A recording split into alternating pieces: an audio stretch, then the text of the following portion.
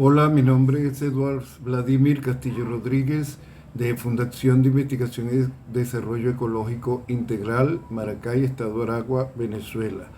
Queremos exponer en este segundo encuentro por la Madre Tierra, Caracas, agosto 2021, la propuesta de ley sobre los derechos de la Madre Tierra.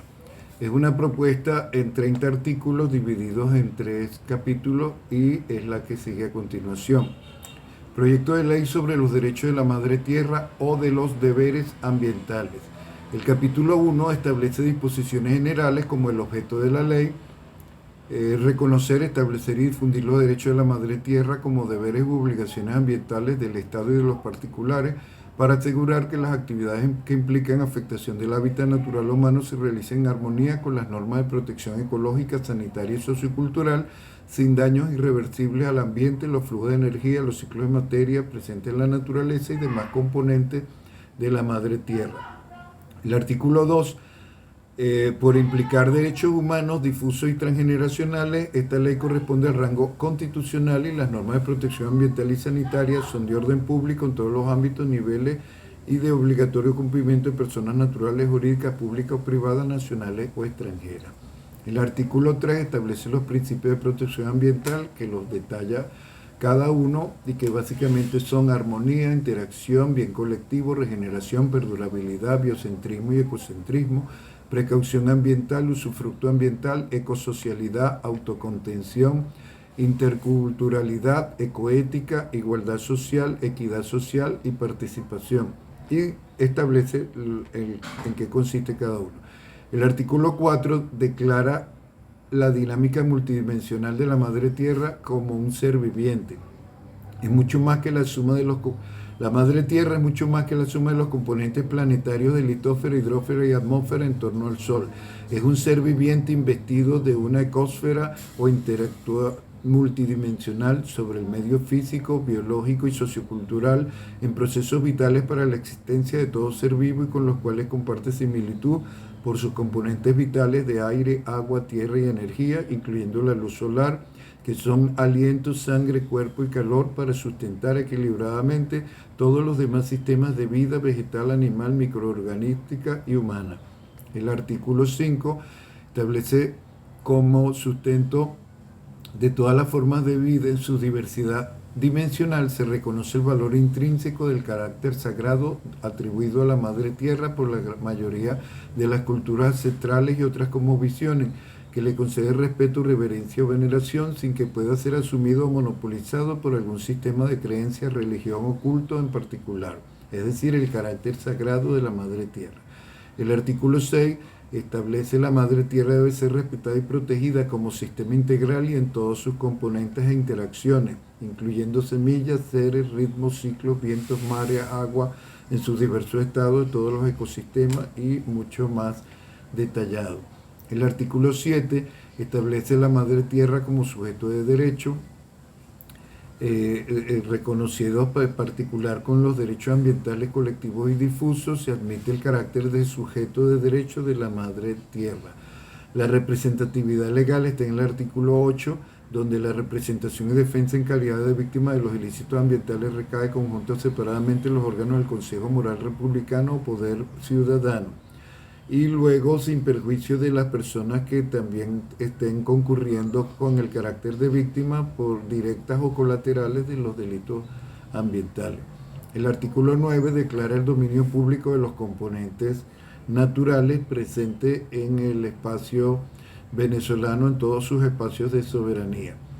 El capítulo 2 establece los derechos y garantías de la Madre Tierra. En el artículo 10 detalla los derechos de la Madre Tierra, dentro de los cuales está el derecho a la perpetuación de la vida, el derecho al respeto a su dignidad, el derecho a preservar su diversidad biológica, el derecho al equilibrio dinámico de los sistemas ecológicos, bioclimáticos o ecoclimáticos, el derecho a la autorregeneración, el derecho a la vida libre de contaminación o alteración de sus componentes naturales y sus balances. Y el numeral ordinal séptimo establece derechos innominados, es decir, no siendo ninguno de los anteriores cualquiera otro que pueda ser reconocido. El artículo 11 establece la protección del genoma y la bioseguridad. El genoma de los seres vivos no puede ser patentado y la ley que se refiere a principios bioéticos de bioseguridad genética y ambiental debe regular esta materia. El artículo 12 tiene la garantía de diversidad biológica, natural y prohibición de transgénico, es bastante completo. El artículo 13 establece la dignidad animal. Los animales como seres sintientes, automovientes e interactuantes con congéneres, su hábitat y otras especies, sean silvestres o domésticos, dentro o fuera de sus hábitats, gozan de dignidad como persona natural no humana, sujetos a protección a la vida, a la salud, a sus relaciones y merecen resguardo, protección, igual que sus condiciones de vida. El artículo 14 establece la prohibición o maltrato a los animales. El artículo 15 establece la eliminación progresiva de las prácticas con animales, establece las actividades que por tradiciones, costumbres, disciplina deportiva, prácticas religiosas o culturales involucran el uso de animales, deben ser progresivamente eliminadas. Hasta tanto se establezca la legislación especial en materia de protección animal, estas actividades deben sujetarse a normas técnicas y bioéticas que garanticen la inocuidad o mínimo riesgo de los animales y nunca deben ser transmitidas para niños, niñas o adolescentes ni aceptar su presencia en esa temporalidad. El artículo 16 establece como excepciones solo podrán ser objeto de captura y confinamiento para fines de reproducción y conservación de biodiversidad biológica ex situ, salubridad pública por especies invasivas, nocivas o vectores patógenos, investigación científica, guardería ambiental, educación ambiental y para alimentación humana. Y aún así debe hacerse un manejo adecuado y sin maltrato al animal. El artículo 17 incluye la posibilidad de control de especies exóticas, invasoras o transgénicas, de manera que está prohibido.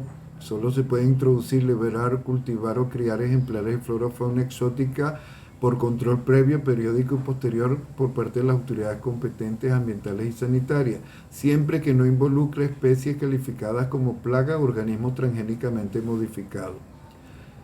El capítulo 3 establece la gestión ambiental obligatoria. Empieza en el artículo 18 con la protección ambiental obligatoria, el artículo 19 con el principio de precaución ambiental que queda ratificado, en el artículo 20 el acceso al proceso administrativo a todo ciudadano, pero establece el silencio negativo ambiental, de manera que si la administración no responde debe entenderse como negación de la solicitud en procedimientos que implican ocupación territorial, rural o urbana o afectación del ambiente y sus componentes naturales de la madre tierra. El artículo 21 establece la obligatoriedad de la educación ambiental y cultura ecológica a todo nivel. El artículo 20 establece las prioridades de manejo integral compartido de residuos y desechos sólidos que de verdad atienda al tema y no como mecanismo capitalista de perpetuar el problema.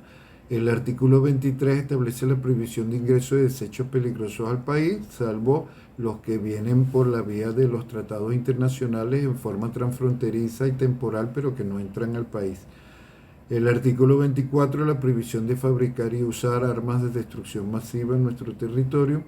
El artículo 25, la prohibición de plantas nucleares y la obligación del fomento de energías complementarias y alternativas. El artículo 26 establece la obligación de la legislación de protección ambiental en una ley orgánica. El artículo 27, la legislación para el buen nacer, vivir y morir con dignidad, de manera que permite una reinterpretación de disposiciones que al respecto están todavía inconclusas. El artículo 28 ordena la protección ambiental en forma integral a todo lo largo de los procesos productivos, especialmente en la actividad primaria y secundaria. El artículo 29, la acción penal es imprescriptible.